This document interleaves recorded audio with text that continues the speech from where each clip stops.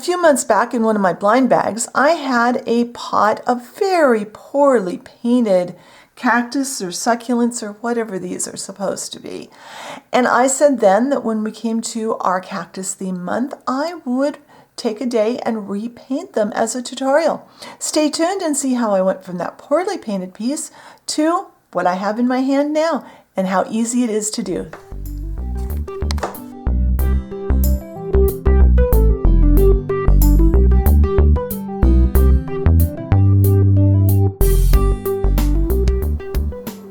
All right, so here is our before on our cactus pot.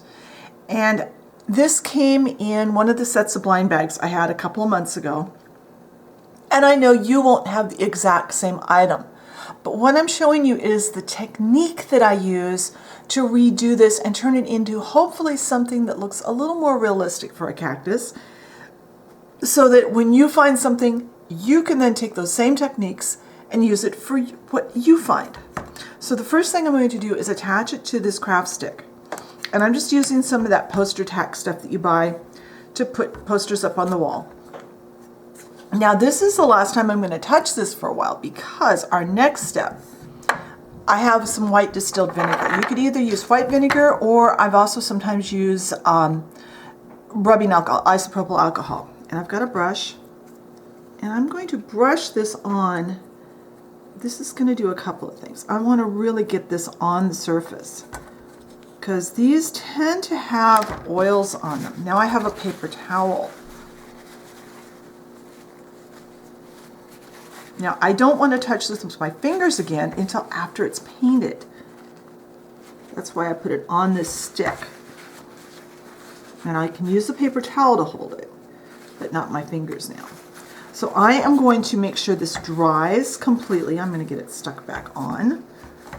And I'm going to let this dry. Then we're going to come back and put an undercoat on before we start painting. So I'll be right back.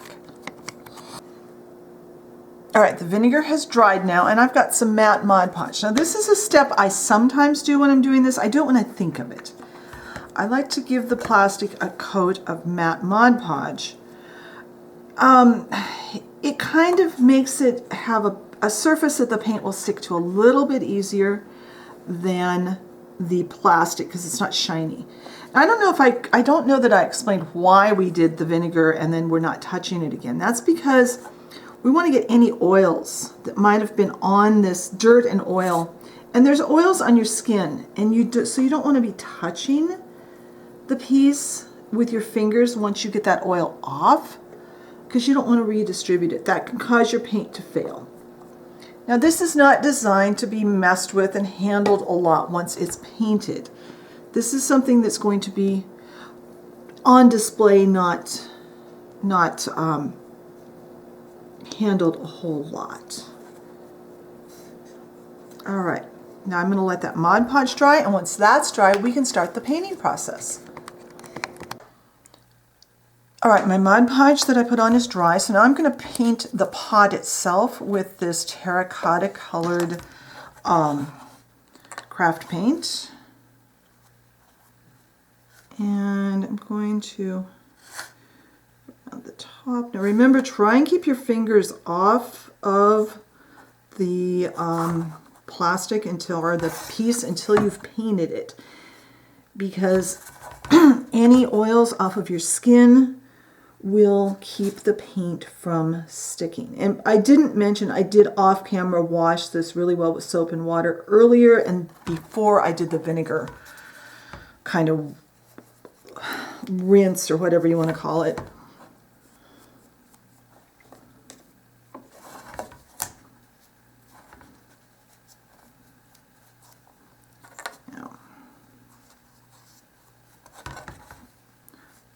I am going to let this dry. If I decide I need to, I'll add a second coat of paint, because that blue is kind of bright, so when this dries it may show through.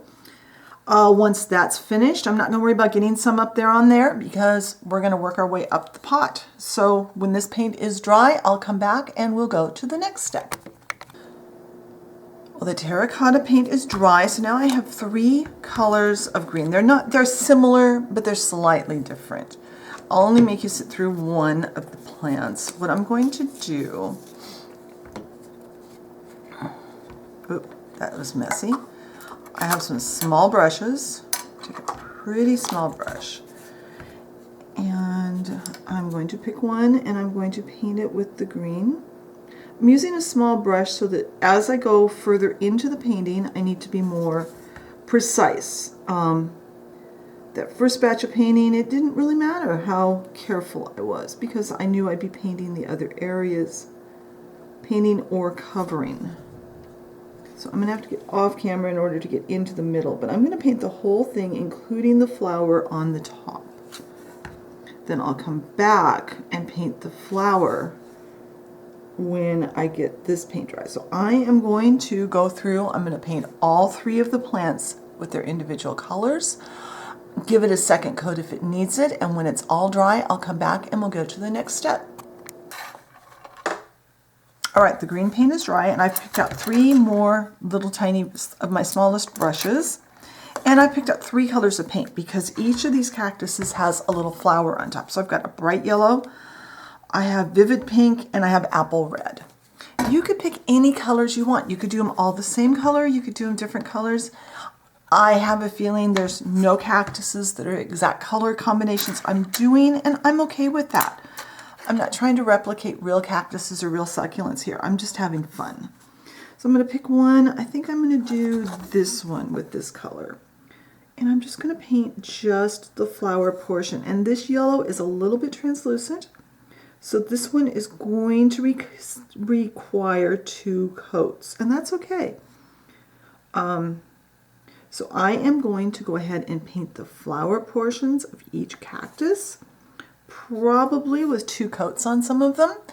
And since I need to get this up to my face to see what I'm doing, I'm going to turn the camera off and get that done. When that is dry, I'll come back and we'll go to the next step. All right, take 2 of this. Sorry, somebody made a lot of noise outside, so let's try this again. We are going to add our soil. So first off, we do have our flowers all painted. I'm going to use one of these little micro brushes that I bought on eBay. And this is just some tacky glue. I'm going to paint the soil area of my plant pot. I'm going to try and work reasonably quick here and fill in, oops, trying to do this where I can hold it, where I can see it, you can see it, and my hands don't shake too badly.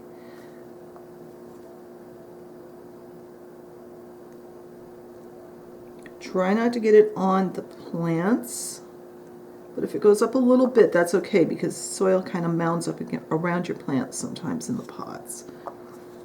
Well, normally I would do the whole thing at once, but I'm going to do that much on camera and then I'll do the rest off. So the next step then would be to use our soil. Now I'm using coffee grounds. These are used coffee grounds that have been dried thoroughly in the oven. What I do when I need to refill this jar is I'll take some coffee grounds and put them on a plate, on a pie plate or something in a very thin layer in my oven on a day that I'm working with polymer clay, and I'll just leave it in there for a couple of hours at a low temperature. That way they dry out all the way. Let them cool to room temperature and then put them in a jar and you can save them, and they last for a long, long time. I am going to continue with the rest of the soil surface and get that covered, and then we'll add one more step to our cactuses when that's all dry. All right, our dirt around our cactuses is now completely dry. I have a toothpick and I have some more glue. And I'm going to add just some little, I'm going to use the darker cactus because it'll be easier for you guys to see. And this is an optional step. I just thought it would be fun. And I'm just going to put a couple of dots of glue. You could do more or less. And then I have some fun flock. Flocking is something you can find usually around your card making stuff. I should have a much smaller spoon to do this. I want to, maybe I'll use my fingers. Sometimes you can get flocking at the dollar store in the nail stuff too. And now we have some little fuzzy little dots on our cactus. I think I'll, do I want to add any more? Or maybe I'll add some on the others too. That's kind of fun. So all you do in this one, I think I'm going to put, but you want just a little tiny bit of glue for this. And you want to make sure that your glue for your potting soil, aka coffee grounds, is completely dry because you don't want this sticking down there in your soil.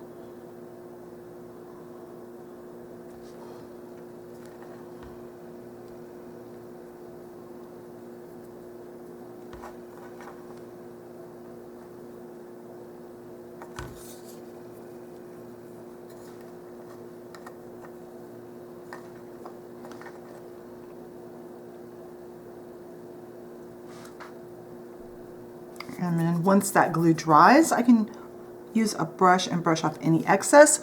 When the glue dries, speaking of that, I'll come back and we'll take a good look at our succulent pot. All right, my glue is all dry. Any excess of the flocking and coffee grounds are gone. And I love how these turned out. They are so much cuter than they were originally. We've got just a little bit of texture on the points there, better color. Paint isn't just slopped on anymore. There's soil in the pot. This now will be a very pretty piece to put in the dollhouse. So if you have something similar, now you know how to treat it and what to do to make it look a little more realistic. I hope you enjoyed today's video. Be sure and check the blog post for some photos over there.